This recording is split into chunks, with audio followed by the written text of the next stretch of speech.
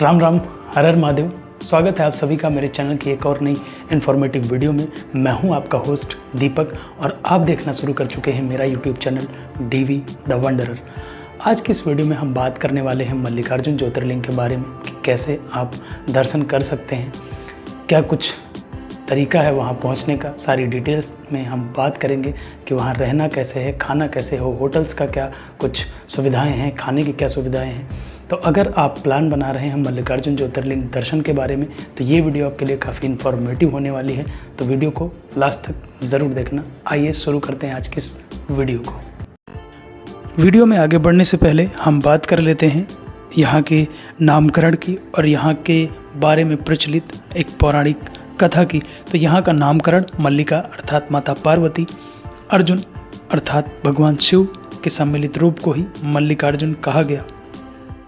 यहाँ की पौराणिक कथा के बारे में कहा जाता है कि जब कार्तिकेय जी और गणेश जी के विवाह को लेकर पृथ्वी का चक्कर लगाने की प्रतियोगिता रखी गई तो कार्तिकेय जी अपने मोर पर सवार होकर धरती का चक्कर लगाने निकल पड़े, लेकिन गणेश जी ने अपने माता पिता के ही 7 चक्कर लगाकर यह प्रतियोगिता जीत ली, क्योंकि सनातन धर्म में माता पिता को धरती और आकाश का दर्जा दिया गया है। जब कार्तिकेय जी धरती का चक्कर लगाकर वापस लौटे और देखा कि गणेश जी का विवाह संपन्न हो गया तो वह क्रोधित होकर क्रोंच पर्वत पर चले गए। उनको मनाने के लिए पार्वती जी और शंकर जी भी क्रोंच पर्वत पर आए, परंतु कार्तिकेय जी वहाँ से और दूर चले गए। उसके बाद भगवान शिव उसी पर्वत पर एक लिंग के रूप में स्थापित हो गए। यही शिवलिंग बाद में मल्लिकार्जुन ज्योतिर्लिंग के नाम से जाना गया। मल्लिकार्जुन ज्योतिर्लिंग भगवान शिव के 12 ज्योतिर्लिंगों में से एक है, जो कि आंध्र प्रदेश के नांदयाल जिले में तेलंगाना के बिल्कुल बॉर्डर पर श्रीशैलम पर्वत पर सिचुएटेड है। अब बात करते हैं कि आप यहाँ कैसे पहुँच सकते हैं। तो यहाँ जाने के 3 रास्ते हैं, एक बाई रोड, बाई ट्रेन और बाई एयर। बाकी मैं आपको इसमें सिर्फ और सिर्फ ट्रेन के बारे में ही बताने वाला हूँ, क्योंकि यह आपको सबसे सस्ता और आरामदायक पड़ता है। आप अपने नियरेस्ट रेलवे स्टेशन से मरकापुर रोड तक के लिए टिकट बुक कर लीजिए। यहाँ से श्रीशैलम की दूरी मात्र 90 किलोमीटर है। अब मरकापुर रोड स्टेशन के पास ही यहाँ का बस स्टैंड है, जहाँ से आप श्रीशैलम के लिए बस पकड़ सकते हैं, जिसमें आपको 200 रुपये पर पर्सन तक टिकट लगेगा। अगर आपके शहर से मरकापुर रोड तक की डायरेक्ट ट्रेन नहीं है तो आपको आना होगा Kurnool city railway station. Kurnool city से श्रीशैलम की दूरी लगभग 180 किलोमीटर है। यह 180 किलोमीटर की यात्रा आपको बस से करनी होगी, जिसका किराया लगभग 400 रुपये पर पर्सन के हिसाब से होने वाला है। इन दोनों जगहों से बस के लिए आप ऑनलाइन टिकट भी बुक कर सकते हैं, जिसके लिए आपको www.apsrtconline.in की वेबसाइट पर जाना होगा। यदि आप हैदराबाद के रास्ते से आ रहे हैं तो आप हैदराबाद या सिकंदराबाद रेलवे स्टेशन तक का टिकट करा लें। यहाँ से भी आपको श्रीशैलम के लिए डायरेक्ट बस मिल जाती है, जिसका किराया लगभग 500 रुपये होगा। दोस्तों, अब बात करते हैं कि श्रीशैलम में आप कहाँ रुकें। इसके लिए आपके पास 2 ऑप्शन हैं। पहला, आप यहाँ के मंदिर ट्रस्ट के गेस्ट हाउस में स्टे कर सकते हैं। यहाँ आपको AC, नॉन AC दोनों तरह के रूम्स देखने को मिल जाते हैं। पर डे के हिसाब से AC के लिए 1200 और नॉन AC के लिए 500 रुपये देना होगा।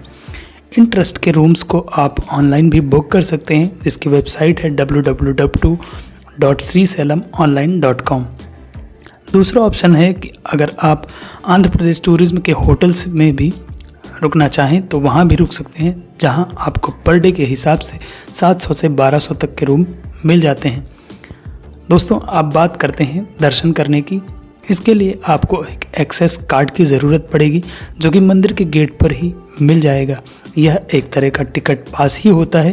ये 2 प्रकार के होते हैं, एक नॉर्मल पास और दूसरा VIP पास, जिनके किराए अलग अलग हैं। VIP पास का 150 रुपये और नॉर्मल का लगभग 100 रुपये के आसपास टिकट लग जाएगा। बाकी आप यहाँ फ्री में भी विज़िट कर सकते हैं। दोस्तों, आपको बता दें कि मंदिर परिसर में आपको मोबाइल, कैमरा, बैग आदि ले जाना अलाउड नहीं है। इन सब चीज़ों के लिए जितना हो सके आप अपने होटल में ही रख दें। बाकी यहाँ फ्री में लॉकर सुविधा भी उपलब्ध है, आप अपना सामान लॉकर में भी रख सकते हैं। अब आप लाइन में लगकर भगवान शिव के जयकारों के साथ मल्लिकार्जुन ज्योतिर्लिंग के दर्शन करेंगे और उनका आशीर्वाद ले पाएंगे। दोस्तों, अब बात करते हैं कि आप मल्लिकार्जुन ज्योतिर्लिंग दर्शन करने के लिए कौन सा टाइम यूज़ कर सकते हैं या किस टाइम आप वहां विज़िट कर सकते हैं।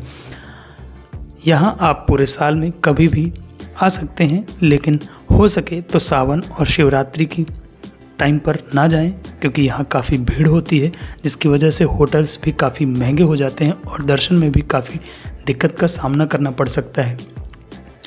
दोस्तों, अब बात करते हैं यहाँ खाने का क्या ऑप्शन है और क्या कॉस्ट होगी। खाने के लिए आप यहाँ के ट्रस्ट में अन्न प्रसाद ले सकते हैं, जो कि फ्री ऑफ कॉस्ट दिया जाता है। ये 11 बजे से 2 बजे तक और शाम 6 बजे से 9 बजे रात तक दिया जाता है। बाकी आप अपने बजट के हिसाब से बाहर के भी रेस्टोरेंट्स में खा सकते हैं। दोस्तों, अब बात करते हैं कि मल्लिकार्जुन ज्योतिर्लिंग के अलावा आप यहाँ किन किन जगहों पर विज़िट कर सकते हैं। हमारी पहली जगह होगी साक्षी गणपति मंदिर, जो कि मंदिर से मात्र 1 किलोमीटर की दूरी पर ही है। कहा जाता है कि मल्लिकार्जुन दर्शन साक्षी गणपति दर्शन के बिना अधूरे रह जाते हैं, तो आप यहाँ दर्शन ज़रूर करें। दूसरी जगह है पाताल गंगा। इस स्थान पर मंदिर से पैदल ही पहुँचा जा सकता है। यहाँ कृष्णा नदी का घाट है, आप यहाँ कृष्णा नदी में डुबकी भी लगा सकते हैं और घाट पर बोटिंग भी कर सकते हैं। मल्लिकार्जुन ज्योतिर्लिंग दर्शन के लिए आपके पास 2 से 3 दिन का टाइम काफ़ी है। ये टाइम आपके लिए इनफ है। बाकी अगर आप यहाँ की बाकी सिटीज़ को एक्सप्लोर करना चाहते हैं तो ये प्लान आपका बढ़ जाएगा, जो कि 4 से 6 दिन जैसे आप करना चाहें। बाकी उम्मीद करता हूँ कि ये वीडियो आपको काफ़ी हेल्पफुल और इन्फॉर्मेटिव लगी होगी। अगर वीडियो अच्छी लगी तो वीडियो का लाइक करना, कमेंट करके ज़रूर बताना। चैनल को सब्सक्राइब करना बिल्कुल मत भूलना, क्योंकि ऐसी ही इन्फॉर्मेटिव वीडियोस मैं आपके लिए लाता रहूँगा। मिलते हैं ऐसी किसी इन्फॉर्मेटिव वीडियो के साथ। तब तक के लिए सबको राम राम, हर हर महादेव, बाय बाय।